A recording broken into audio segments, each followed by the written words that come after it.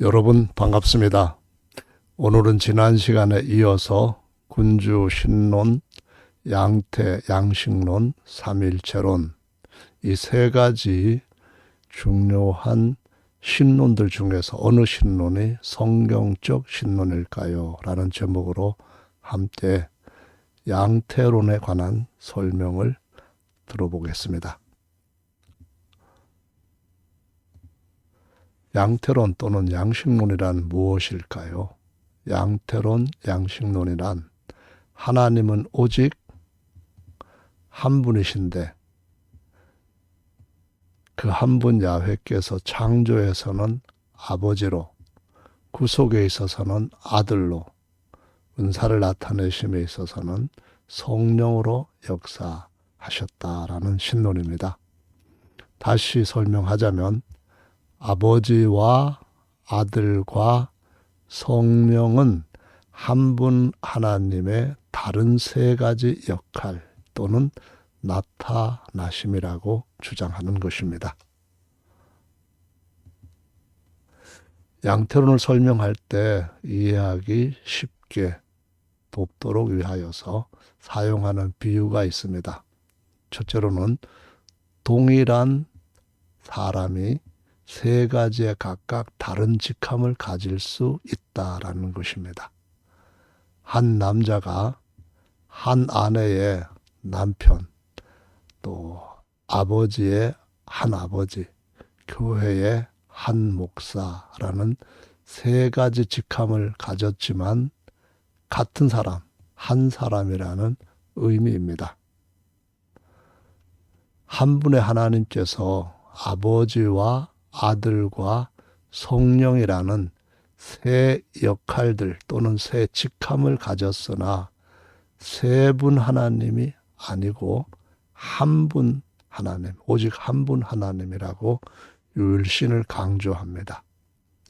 군주신론은 완전한 사람이 아들 역할을 하고 양태로는 육체를 입은 하나님이 아들 역할을 하고 삼일체로는 아들 하나님이 아들 역할을 한다라는 차이점을 갖고 있습니다. 다시 말해서 군주신론은 완전한 사람이 아들 역할을 하는 겁니다. 양태로는 육체를 입은 유일한 하나님이 아들 역할을 하는 것이고 삼일체로는 아들 하나님이 아들 역할을 하는 것입니다. 차이가 어떻게 있는지 이해가 되셨죠? 또 다른 두 번째 비유로 양태론을 설명을 할 때 물에 관한 겁니다. 물이 액체와 기체와 고체이지만 분자식은 같다. H2O라는 거죠. 한 하나님 안에 각 다른 세 인격을 주장하는 삼일체론을 반대하여서 양태론, 즉 양식론을 설명할 때 대표적인 비유가 두 번째로 물의 세 가지 양태로 설명을 하는데요. 물은 상온에서 액체 상태입니다. 100도 이상에서는 기체 상태입니다. 영하에서는 고체 상태입니다. 그런데 세 가지의 모양 또는 그 상태가 다르죠.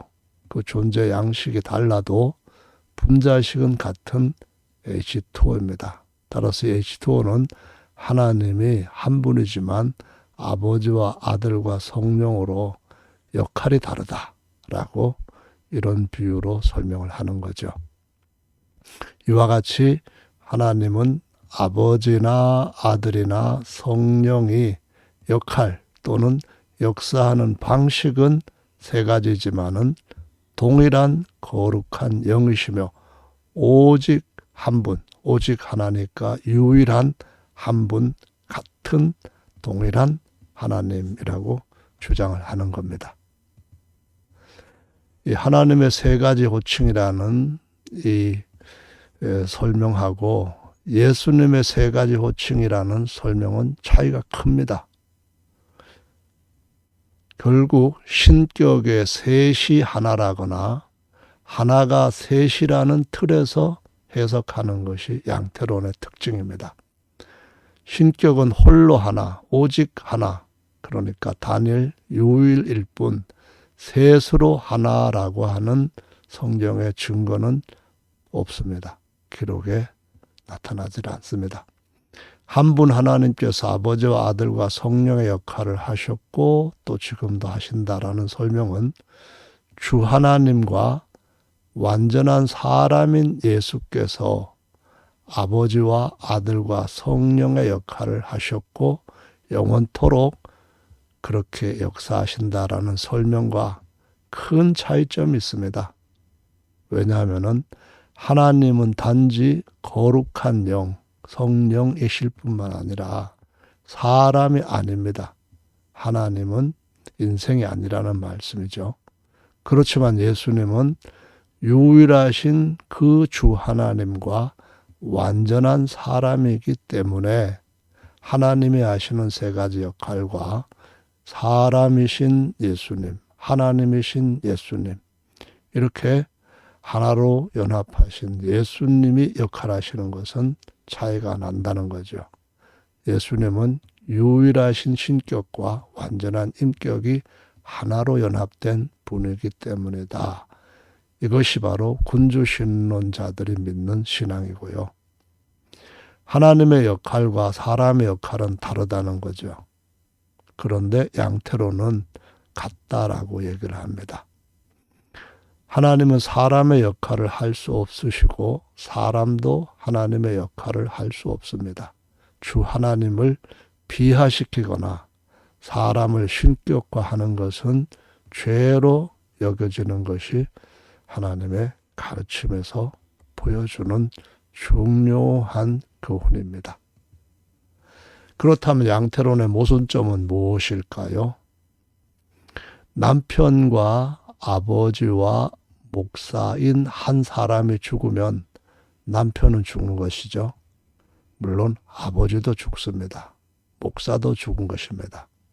만일 한 분 하나님이 아들로서 십자가에서 죽는 역할을 하셨다면 어떻게 되나요? 아버지도 죽으셨고 결국 같은 하나님이니까 성령도 죽으신 것이 됩니다. 그래서 성부 순환설주의자들이라는 이단 공격을 받았습니다. 뿐만 아니라 하나님은 결코 죽으실 수 없는 분이라고 성경에 기록되어 있어요. 하나님이 죄인을 위해 대신 죽으셨다 하는 설명은 죽을 수 없는 하나님이 죽었다 하니까 사실은 진정한 대속이 될 수가 없고 그냥 연기다라고 치부될 수 있는 문제가 생기는 겁니다. 하나님께서 아버지 역할을 하셨을 때는 아버지 하나님이죠. 당연히. 그런데 그 하나님께서 아들 역할을 하신다면 어떻게 되나요? 당연히 아들 하나님이 되고 이것은 사실상 삼일체론자들이 아들 하나님이 이 역할을 하셨다 하는 것과 같아집니다. 결국 양태론과 삼위일체론은 아버지 하나님, 아들 하나님, 성령 하나님이 있다는 주장에 있어서는 같습니다. 그런데 차이점은 양태론은 아버지, 아들, 성령이 같은 하나님이라고 주장하는 반면에 삼일체론은 각각 다른 세 하나님이라고 주장하는 것이 차이점이라는 겁니다.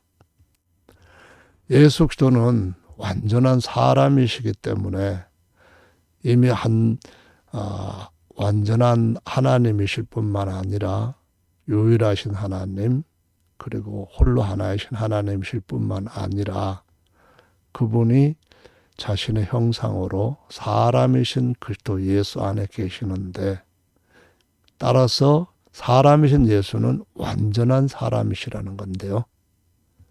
양태로는 하나님의 아들로서 사람이신 예수 그리스도 안에 사람의 영, 즉 아들의 영이 없어 아버지의 영만 있다고 주장하는 사람들이 참 많습니다. 그들은 하나님의 아들을 부인하는 것이 아닌데 하나님의 아들을 사람의 육체를 입으신 여호와 하나님이라고 주장을 합니다. 그래서 사람의 영이 없고 곧 아들의 영은 없고 아버지의 영만 있다라고 주장하는 사람들이 많다는 거죠. 만일 사람이신 예수 그리스도 안에 사람의 영, 곧 아들로서 그리스도의 영이 없거나 사람의 혼이 없다면 완전한 사람이 아니므로 완전한 구속자가 되실 수도 없다라고 보는 것이 성경적입니다. 예수님께서 완전한 사람이라면은 당연히 우리처럼 속사람과 겉사람 있죠. 속사람으로서는 영, 천사도 영이고 하나님도 영, 사람도 그 안에 속사람으로 영, 그리고 겉사람인 혼과 몸이 있다라는 말씀이 진리인 거거든요. 삼일체론 그리고 양태론은 하나님께서 낳으신 아들과 하나님께서 지으신 아들 사이에 있는 신분상의 차이점을 이해하지 못하는데요. 양태론은 독생자를 하나님께서 육체를 입으신 그러한 하나님이라고 말을 하죠. 아들 하나님이 독생자다 그렇게 말하고요. 삼일체론은 또 다른 각각의 제2위 하나님이라고 2위 하나님이 사람의 몸을 입었다라고 주장을 하는데요.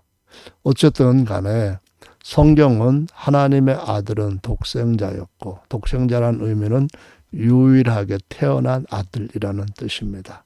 이 only begotten son이라는 뜻은 유일하게 태어난 아들이고요. 새 언약에서 거듭난 아들들이 많이 생깁니다. 거듭났다면 다 하나님께로부터 태어난 아들인데 지으심 받은 아들이 아니라 태어난 아들인데 그들의 맏아들이 되신 분이 독생자라고 성경은 증거하고 있고요. 따라서 이 맏아들이나 많은 아들들은 하나님의 형상과 그리스도와 함께하는 맏아들과 함께하는 하나님의 공동 후사라는 분명한 증거를 보여주고 있습니다.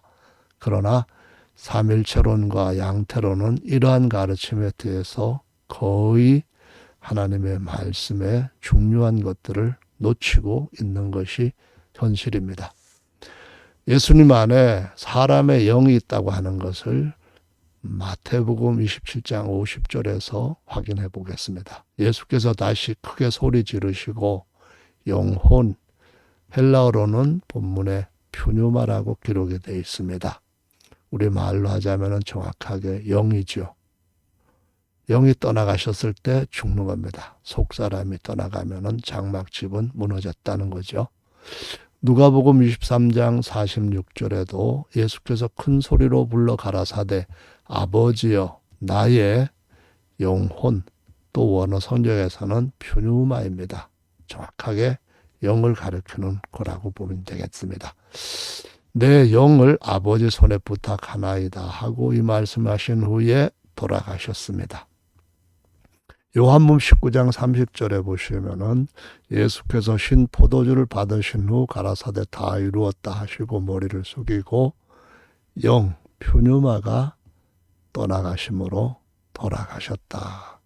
이렇게 증거하고 있습니다. 분명히 예수님 안에 사람의 영이 있고요. 또 예수님은 자신이 하나님의 성전이라고 하셨으니까 하나님의 영도 계시는 겁니다. 아버지께서 내 안에 계신다라는 말씀을 여러 번 하셨듯이요.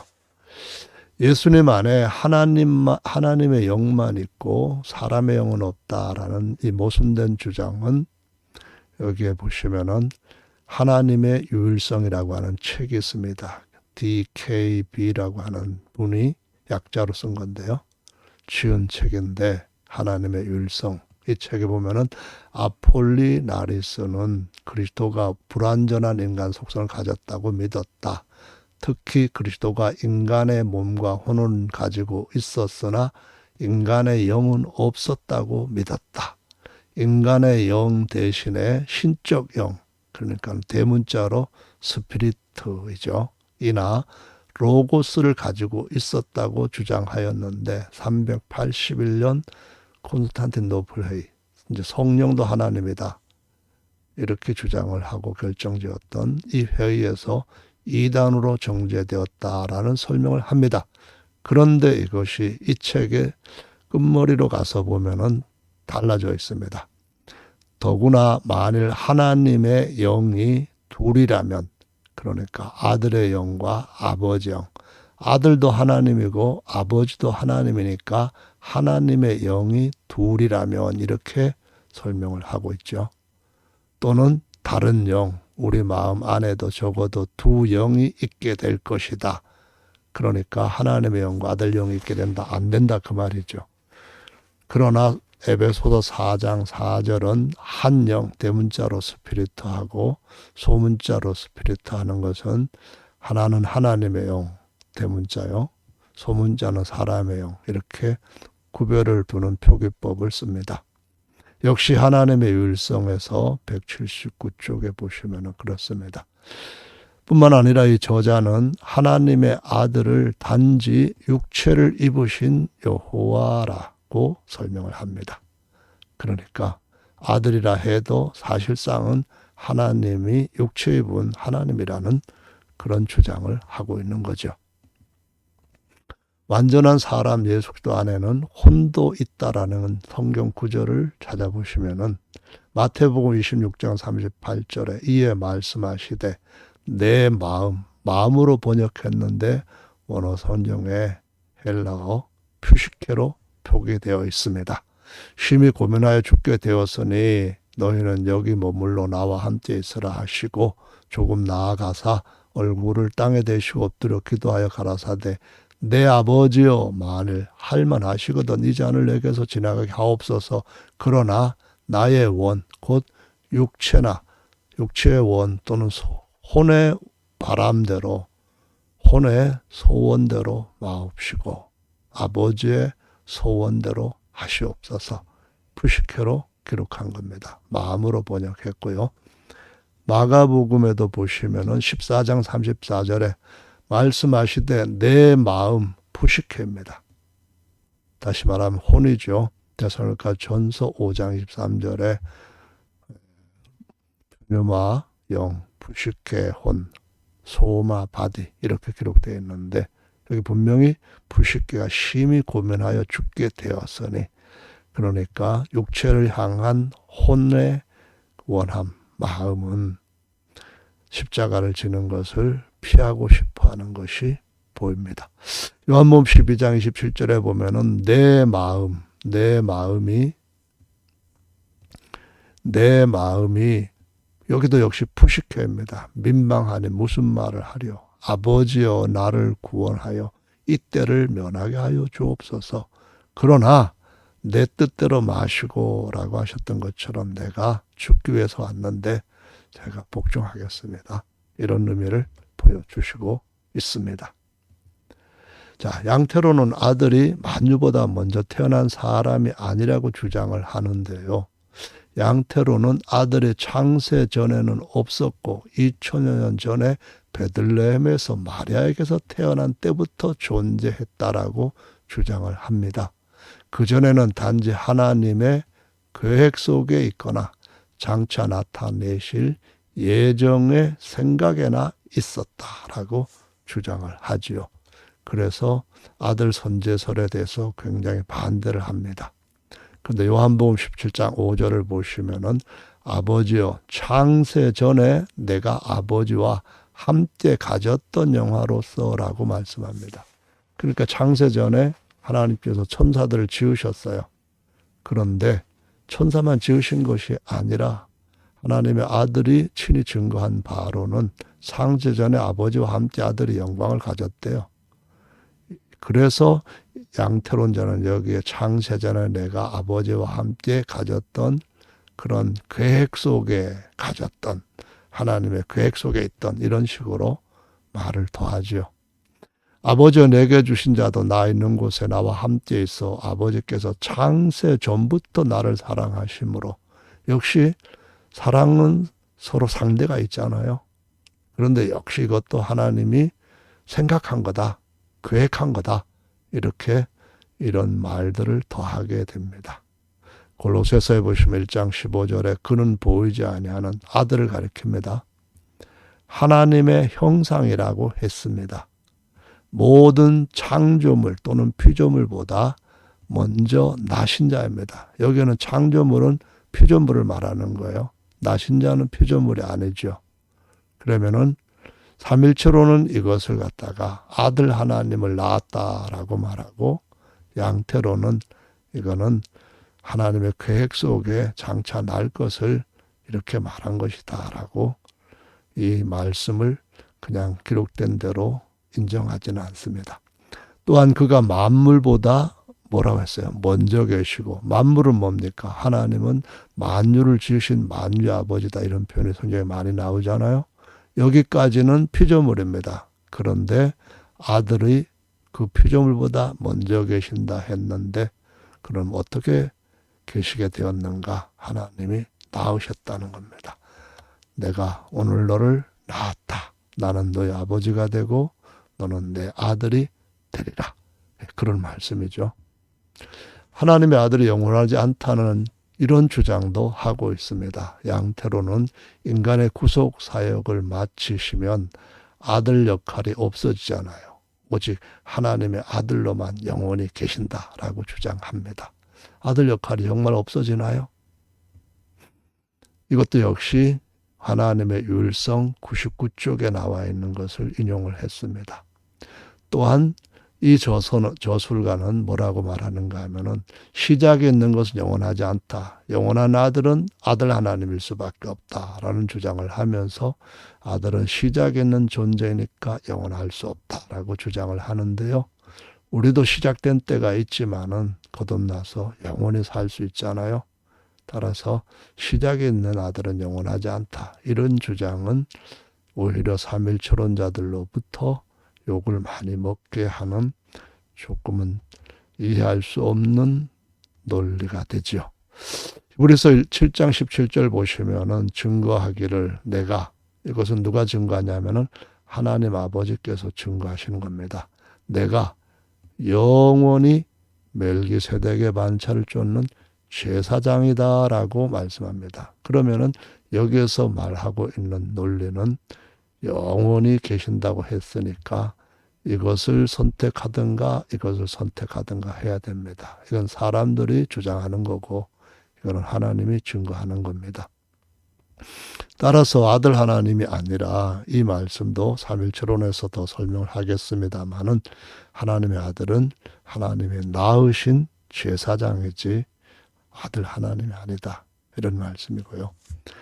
성경의 모든 걸 이루고 난 뒤에 이제 그때를 기록한 계시록 21장 22장을 보시면은요, 21장 22절에 성전을 예루살렘 성 안에서 못 봤다는 겁니다. 그러면은 성전에 없느냐? 내 죽은 돌로 지은 성전은 금을 칠해도, 금을 갖다가 해도 하나님이 거하실 수 있는 안식할 처소가 아닙니다.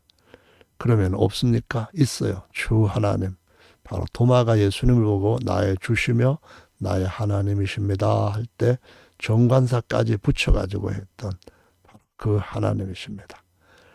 자, 전능하신 이와 어린 양이 성전이시다.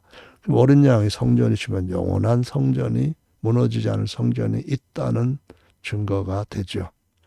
양태로는 여전히 이런 의미를 품고 있는데요. 이것으로 마무리를 하겠습니다. 하나님께서 아들 역할을 하시면 아들 하나님이 되는 것 당연하죠. 아버지 하나님이 아버지 역할을 했기 때문에 아버지 하나님이니까. 한 분 하나님의 아들 역할로 죽으셨다면 하나님 아버지께서 죽은 것이 되죠. 성령도 죽은 것이 되고요. 거룩한 영이신 주 하나님은 죽을 수 없는 분인데 어떻게 죽겠어요? 따라서 이러한 죽음을 주장하면은 구속이 헛되게 된다는 거죠. 만유보다 먼저 태어난 아들이라는 말씀에 그 하나님의 계획이고 생각이지 실제는 아니다, 이런 말을 사람의 말이라고 하는데 더해도 될까요? 다른 이들한테는 절대로 더하거나 빼지 말라고 하면서 오히려 이런 말을 더하는 것은 안 되죠. 1.1핵도 더하지 않도록 노력해야 되는 거 아닐까요? 하나님의 아들 역할이 끝나면 아들은 영원히 사라지고 아버지로만 계신다고 양태로는 주장하는데, 그러면 한 세 사람, one new man, 머리는 예수님이라 했는데 머리 없는 그런 사람이 되나요? 맏아들이 없어진다는 말이 안 되잖아요. 새로운 영원한 하늘, 살아있는 성전의 하늘 성전입니다. 대제사장도 머릿돌도 어린 양도 다 아들이 하는 역할인데 이게 다 없어진다는 말인가요? 하나님이 낳으신 아들과 하나님이 지으신 아들, 천사의 차이는 무엇인지를 양태론도 답을 해야만 정확하게 유일신과 그리스도 그의 보내신 자를 깨닫고 믿을 수가 있는 거죠. 오늘은 양태론 설명을 여기서 마칩니다. 감사합니다.